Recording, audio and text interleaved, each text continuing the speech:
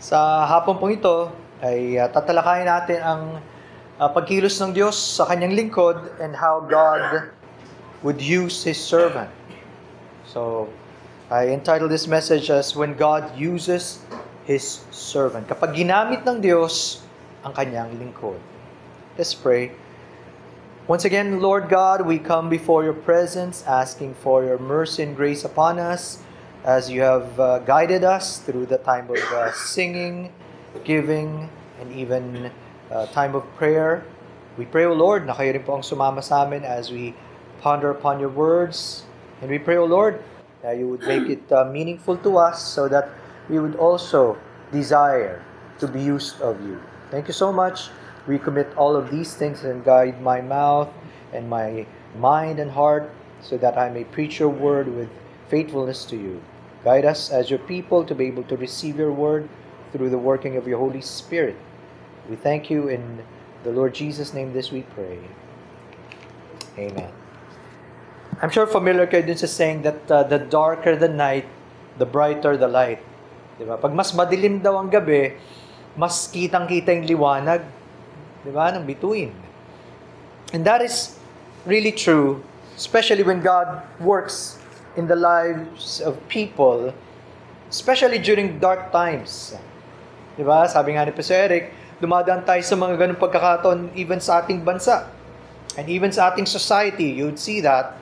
Pero when God reveals Himself to us and to other people, He would want to show His glory in the midst of the seemingly enveloping darkness because of sin. Now, sa 2 Corinthians chapter 4, verses 3 to 6, binigay yung difference between those who are perishing and those who are trusting in God, those who are His children. Sabi doon, 2 Corinthians 4, 3 to 6, "But if our gospel be hid, it is hid to them that are lost, in whom the God of this world hath blinded the minds of them which believe not, lest the light of the glorious gospel of Christ, who is the image of God, should shine unto them. For we preach not ourselves, but Christ Jesus the Lord, and ourselves your servants for Jesus' sake. For God, who commanded the light to shine out of darkness, hath shined in our hearts, to give the light of the knowledge of the glory of God in the face of Jesus Christ." That's how God works in the lives of people. Dahil sa kasalanan and of course the power of Satan, people, especially unbelievers, are lost and blinded by Satan himself. If he had a choice, he doesn't want people to come to the knowledge of God through the gospel of the Lord Jesus Christ. Diba? Gusto niyang hadlangan yun, if possible. But again, we know that God is more powerful than Satan. He cannot hinder God's work.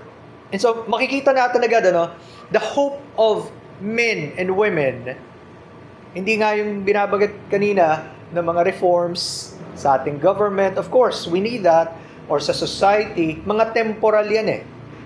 But the true change can come only through the working of God. And that can happen as we begin to proclaim the gospel of the Lord Jesus Christ, and He's able to make His light shine in darkness.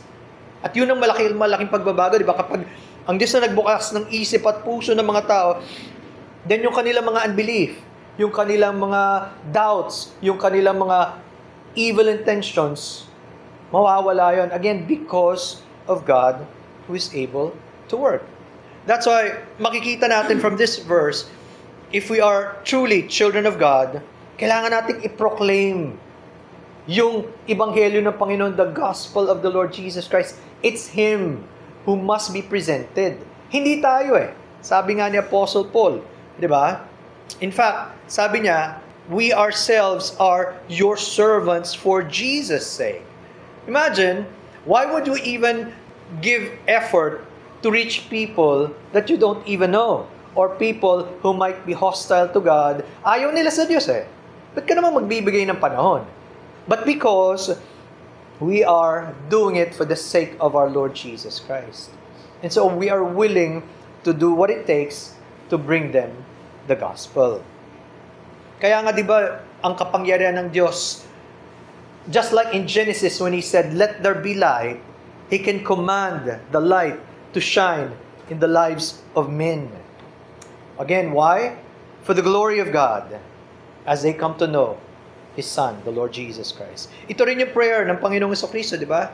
Remember His prayer in John 17:24, "Father, I desire that they also whom you gave me may be with me where I am, that they may behold my glory which you have given me, for you loved me before the foundation of the world."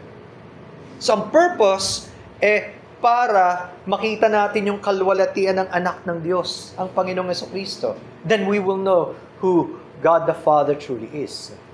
Siya yung nagmamanifest ng presence ng Ama.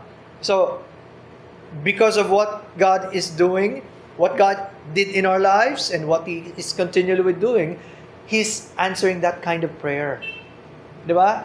Sinagot na ng Diyos for us. He already answered that in our lives, and He's still continually working in the lives of people.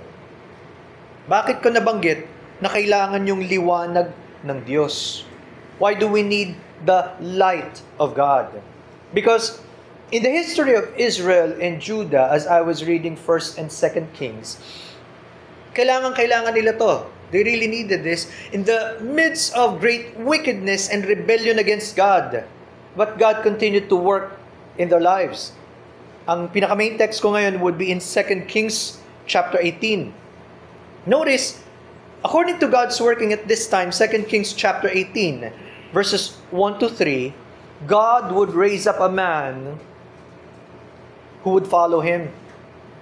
Sabi doon, verses 1 to 3 of 2 Kings 18, "Now it came to pass in the 3rd year of Hoshea, the son of Elah, king of Israel, that Hezekiah," notice the name, "the son of Ahaz, king of Judah, began to reign. He was 25 years old when he became king, and he reigned 29 years in Jerusalem. His mother's name was Abi, the daughter of Zechariah." And notice verse number 3. "And he did what was right in the sight of the Lord, according to all that his father David had done." This was a man who truly encountered God in his life. And because he was the leader now of the kingdom of Judah, he had a great impact among so many people. Hindi ba, what a great blessing kapag binigyan tayo ng Diyos ng righteous leader. Kaya nga, we really, really need to pray for our country and for our leaders because only God can make that kind of difference. And again, this is in the midst of great darkness and evil during their time. Imagine, of the 19 kings of Israel, all were wicked. Kaya mas maagang ginudge ng Panginoon ng Israel, again, part of His plan, there was no righteous king who emerged there. Out of the 20 kings of Judah, 8 were considered to be good kings. But even among the good kings, as I was reading this, not all of them would fully follow God. In fact, 5 of them would have compromises.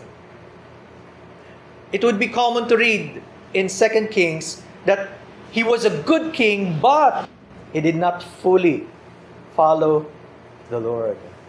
Half-hearted. May compromise. Such kings like Asa, Jehoshaphat, Joash, Amaziah, Uzziah, or otherwise known as Azariah. Yung last 3, they were commended. Si Jotham, Hezekiah, and Josiah, who was probably the best king after David. Pero again, ang passage natin would be focusing on King Hezekiah, who is considered as one of the best kings of Judah. Now, notice the significance of his coming. This sa passage natin in 2 Kings chapter 18 verses 1 to 3. At 25 years old, he became king, and he reigned for 29 years. And notice the words again of verse 3. And he did what was right in the sight of the Lord, according to all that his father David had done.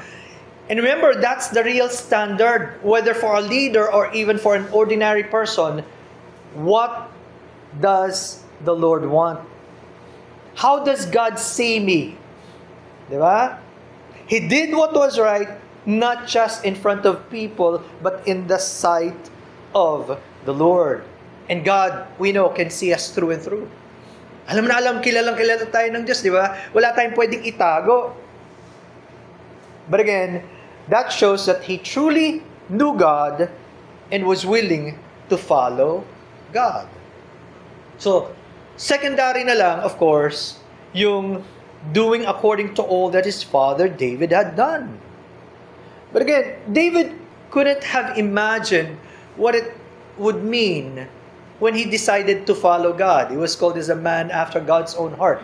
Hindi niya alam he will somehow be in scriptures as a standard of what God wants among men. Siya yung naging pattern. Kung sa wicked kings of Israel, Jeroboam became the standard of evil, si David naman became the standard of what God wanted. Now, sabi ko again, first of all, we must consider, is this how God wants me to live? How does God see me? Kasi hindi na tayo nakikita ng marami, di ba? During our private moments, what's in our mind, our hearts, or what we're doing in secret, only God can see us. But again, when we live according to what God wants, He will use us for other people. Di ba? Hindi pwedeng mawala yun eh. Gagamitin tayo ng Diyos para sa iba, whether we like it or not. In fact, similar to what the Apostle Paul said in 1 Corinthians 11:1, sabi niya, "Be followers of me, even as I also am of Christ." So just like the Apostle Paul, he was conscious that people were looking to him, and when the Lord used him to write the epistles, he was telling the Christians at that time, "Come on, follow me." But why? Only because I am a follower of Christ. I am a true servant of Christ. I am imitating Christ. Ginagaya ko siya. So, ibig sabihin, not me per se, but what you see in me as Christ is revealed. Yun yun, deeper yung meaning. Ibig sabihin, we can only have that moral authority to call people to follow us. Diba? Lalo na mga parents. If we want our children to follow us, we must make sure we are truly following our Lord Jesus Christ.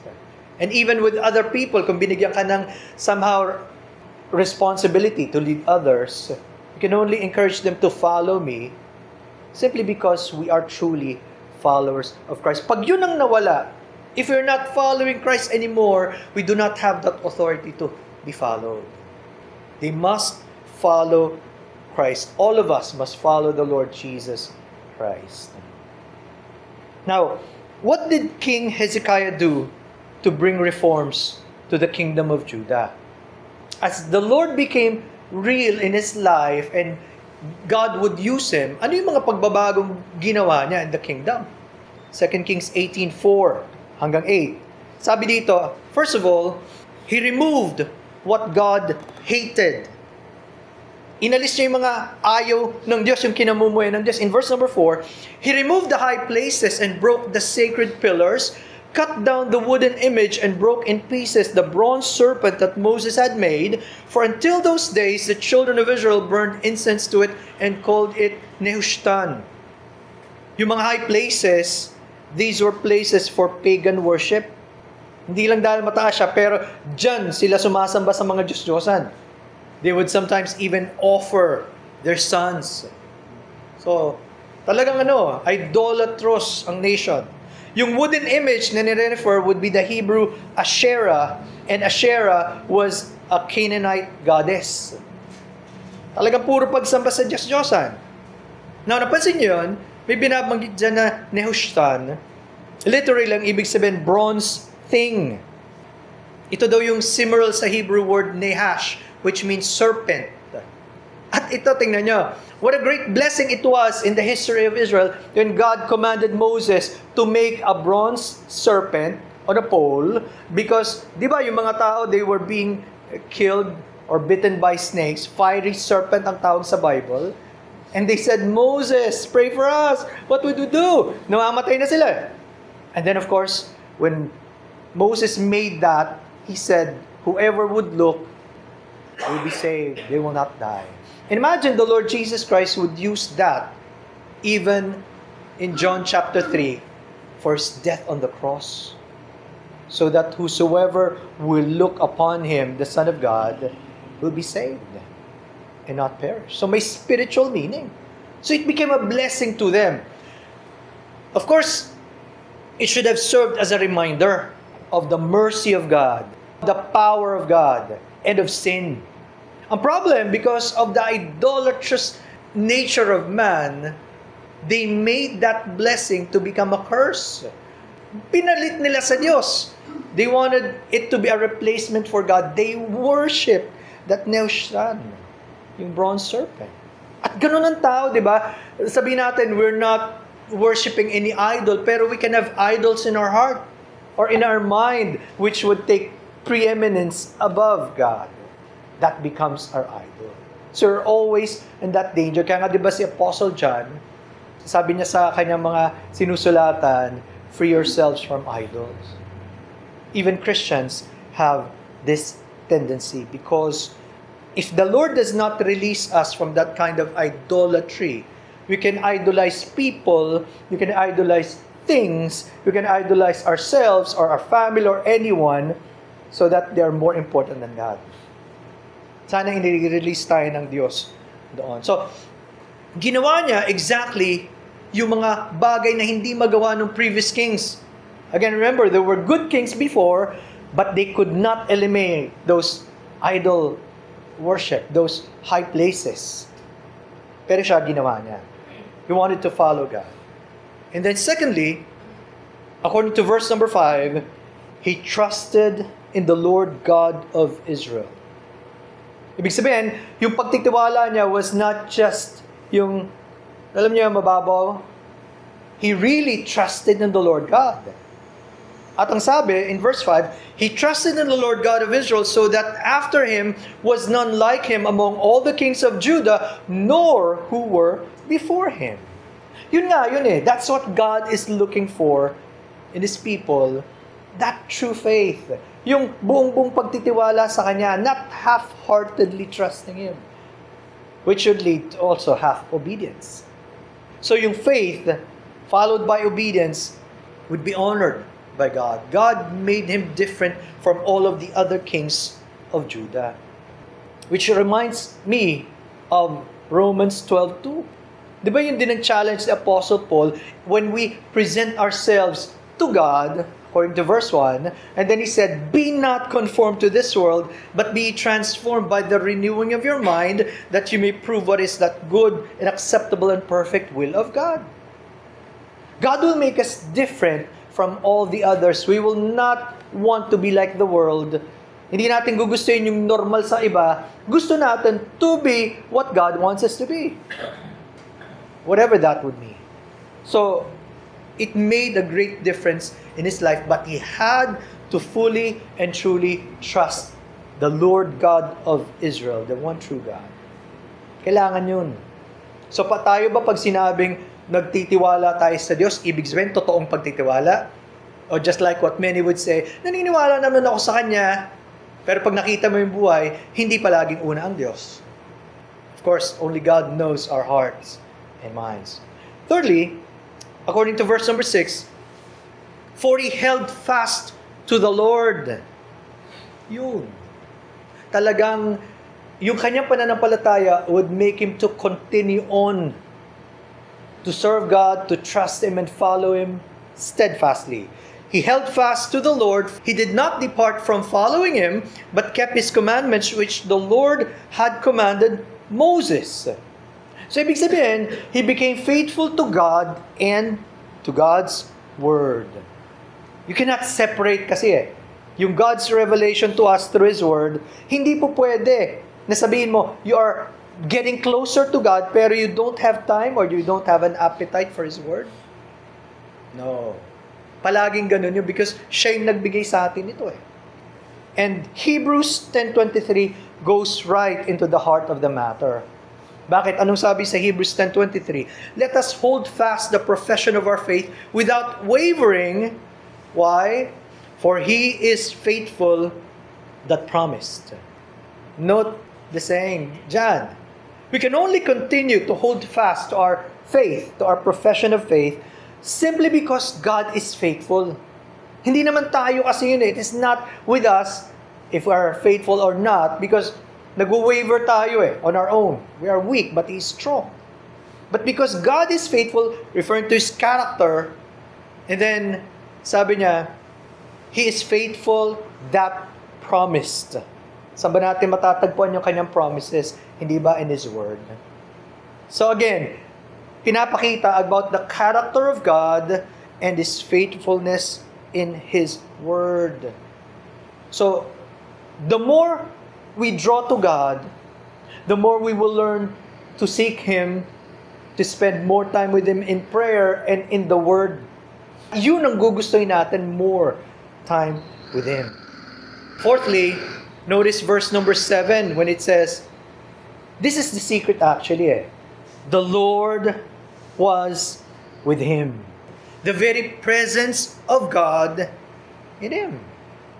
Hindi pwedeng i-attribute sa kanyang galing, di ba? Sa kanyang brilliance, sa kanyang skill, sa kanyang mga techniques. No, the Lord was with him. Kaya yung sabi sa Hebrews 10:23, when God said, I will never leave thee nor forsake thee, that is a very sure promise.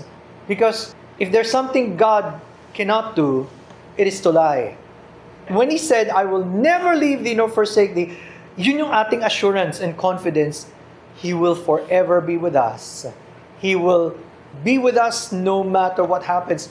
At any time, in any circumstance, God will always be with us. If we are truly born again, if the Spirit of God is living in us, there will never be a time God would not be with us.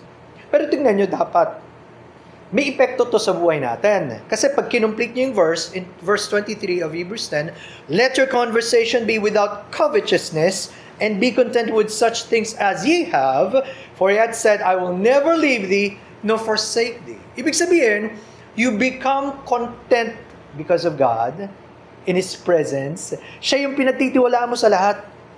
Not money, not resources, not what men want. Ang Diyos. It will guard us from being covetous or greedy. Di ba? Kaya nga nangyayari sa bansa natin, wala kasing takot sa Diyos. They don't fear God. They don't value God above all, and so they don't care what the consequences would be. But when we have this great assurance from God of His presence, we will be content whatever God wants for us. If He wants us to have more, it will not take our heart away from Him. Kahit bigyan ka pa niya ng maraming blessings, hindi aagawin ang puso mo. Or, if you have less than others, okay lang. Again, because God is with us. We are complete in Him. Naalala ko tuloy as I was thinking of this, very, very familiar, di ba? Yung hymn ni Horatius Spafford. Sabi niya, dun sa It Is Well With My Soul, the second part ng first stanza, whatever my lot, thou hast taught me to say, it is well with my soul.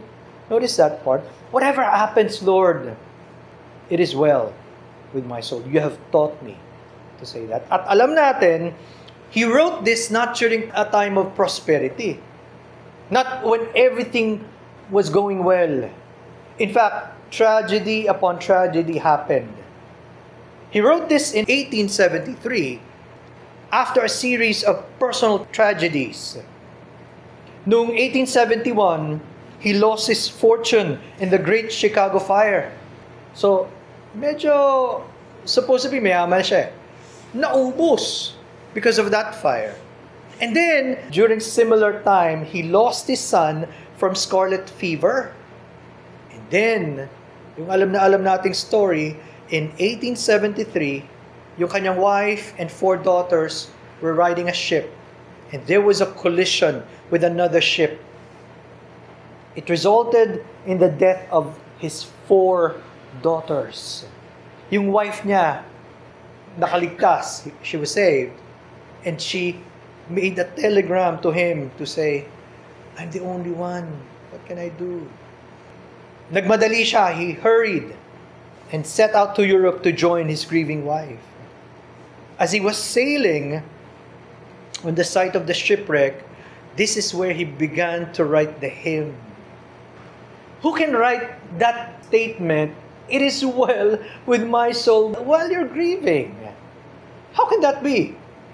It can only happen if you truly know this great God, His goodness, His grace, and His wonderful plan. Pag tumatag ka dun sa ganung pagkakilala, hindi mahirap sabing, maayos pa rin ako. Yung sinasabi natin, I'm still better than I deserve. He was able to utter that because, again, of God's comfort in his life. Which reminds me, hindi ba dapat just like the ant, we're already gathering during the time when everything is okay. Diba? During summertime, they would gather, and then during rainy season, they will have more. During times when we feel good, when everything seems okay, we should continue on to seek God, to learn from Him and His Word, and to pray and seek His face. Then, when difficulties come, we have an anchor that is secure. Hindi yung magkukumag ka pa lang kapag ka dumating na yung sobrang difficulty, and then that's the time you would seek God. Of course, God can still listen. Pero marami, their faith would be shaken simply because they have not been resting in God every day of their lives. Kailangan natin yung mga kapatid. Fifthly, ano yung result of the presence of God? The second part of verse 7, because of God's presence, King Hezekiah prospered wherever he went. Pinagpala siya ng Diyos. Again, because of the presence of God. Only God can truly bless us, my brethren. Diba, yung true blessings come from the Lord, not in anything else. I remember Joseph's account in Genesis 39, 2-3. Imagine what happened after being sold by his brothers. And then nagsabi doon, and the Lord was with Joseph, and he was a prosperous man, and he was in the house of his master, the Egyptian, and his master saw that the Lord was with him, and that the Lord made all that he did to prosper in his hand. God was the one who prospered Joseph, even as a slave. At kitang-kita, how could someone, even an unbeliever, see God in his life? And maybe in our lives. God was working. They could see something different in this man. God is able to do that. And remember the story. Although he was put into prison, but the chief of that prison trusted him. Ni-raise up pa rin siya, and then later on, he will become the right-hand man or even the prime minister of Egypt because of the dreams. So, God was not yet over with Joseph. He was just beginning to work in his life. At yun. Siguro, the question I could think of this is, ano ba talagang pinagtitiwala natin? What are we truly trusting in? Again, our training, which is good. Dapat mag-train tayo. Our knowledge and skill, which is dapat naman talaga, if you have the opportunity, why not? Is it our, again, resources or the things we see? Or do we truly trust God and God alone? And whatever He has given to us, we would be thankful to Him always. As God would please to use us in whatever way possible. Yun. And then notice, sixthly, because of God's presence, he had the courage to fight their enemy. Pinatapang siya ng Diyos para sa mga kalaban. Notice the last part of verse 7. And he rebelled against the king of Assyria and did not serve him. Remember that at this time, Assyria could be considered as a superpower. Marami na nga silang kinoconquer ng mga countries, ng mga lands. In fact, sa panahon ito, the northern kingdom of Israel was already under them. Nasakop na nila. So, in one sense, logically speaking, it would be suicidal for King Hezekiah to go against such a powerful enemy. Di ba? Sino pa naman mag-a-advise na go and fight? Yung sister kingdom mo na Israel already fell into their hands. Bumagsak na eh. Tapos ngayon, magtatapang-tapangan ka. No, it was not his own courage, but God gave him the courage to do that. And remember, hindi pa yun doon natapos, his father, the father of King Hezekiah, who was Ahaz, bowed down to this king. Nagbumigay na lang siya. He just simply surrendered. Why? Kasi he asked for help. At that time, the enemy of his father Ahaz were Syria and Israel. They were merging, and of course, they were fighting against Judah.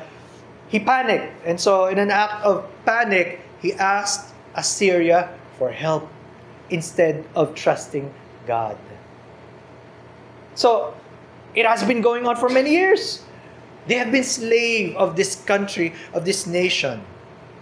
But the Lord gave him courage to do what is right when others would not.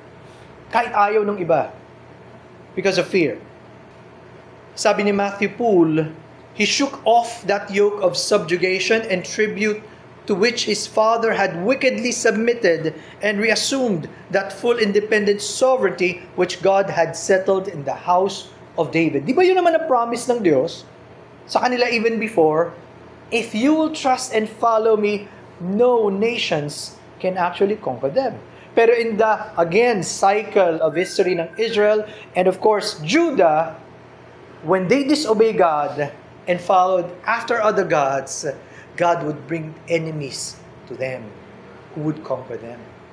Narealize ni Hezekiah, no, enough is enough. We must do the right thing. So ang result, sabi sa verse 8, he subdued or struck the Philistines as far as Gaza and its territory from watchtower to fortified cities. So he was successful in controlling Judah's aggressive enemies. Nagtagumpay siya. Parang yung kasabi natin, di ba? How would you know if you don't try? Because God gave him the courage and the faith, he tried and he succeeded. Gusto niya, muli, yung kanilang kingdom would be independent, strong, and free under the guidance of God, not another nation ruling over them. Nalala ko tuloy yung promise ng Diyos in Daniel 11:32. Remember the second part? But the people that do know their God shall be strong and do exploits. Remember, God still wants to do great things in our lives and to use us for greater things. Probably more than what we've already done. Just like this king. But remember, it begins with a deep knowledge of God. When we experience His presence and His power in our lives, doon lang pwedeng mangyari yun eh. Yung superficial knowledge of God and yung parang mere lip service would not work. Kasi kilala tayo ng Diyos. God already knows us who would be true to Him or not. Again, when we continue to seek God's face, we want His presence. We enjoy being with Him. The good times, hard times, we meditate on His Word, we pray. And then we want to teach others what God has been teaching us. God can use us more. So ang key pala is to be strong spiritually. Then hopefully, we will be strong also physically to do what God wants. As the Bible says, He can even work in our lives even beyond what we ask or think. Ang tanong, do we still have that kind of faith to to ask God for greater things.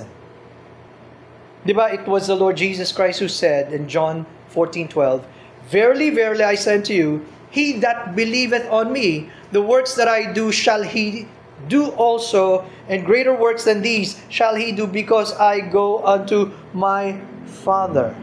This is a promise to all Christians, to those who truly believe on Him. Anong sabi niya? We will do what He did and greater works. Of course, imposible naman that we can exceed the Lord's work when it comes to depth and impact. Because even up to now, so many lives are being changed because of what the Lord Jesus Christ did centuries ago. So it's not that. But, just like what the Lord Jesus Christ did, we are expected to proclaim His word and to preach the gospel to all creatures. Yun ang main task. Yun ang kasi pag-asa ng tao eh. Diba? That's what people need. To know the Lord, to have hope in the Lord Jesus Christ.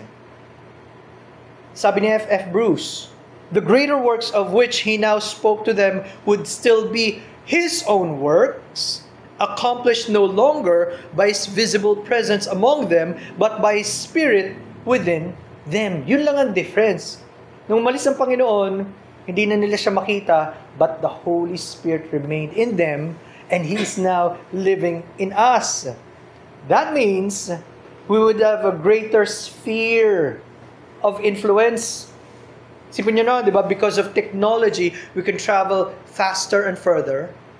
Sila no, they were walking, di ba? Pag nag-ship naman si Paul, it took very, very long time.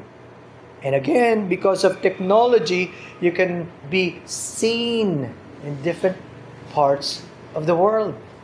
Kaya, imagine, somehow, I heard, because of what happened to a servant of the Lord, in some churches, actually, in many churches, there seems to be, of course we will know in time if it's true, but there seems to be some kind of revival happening.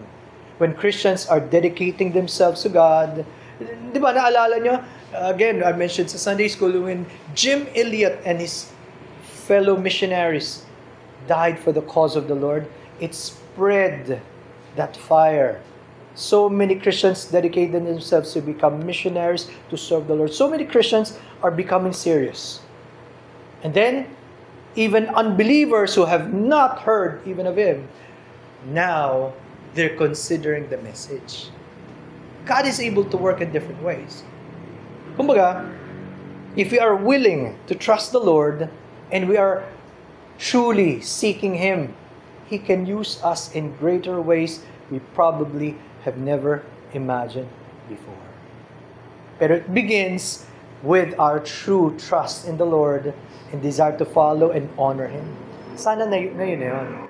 Even in our own small ways, may God continually use us and challenge us more for His glory. And may God be pleased.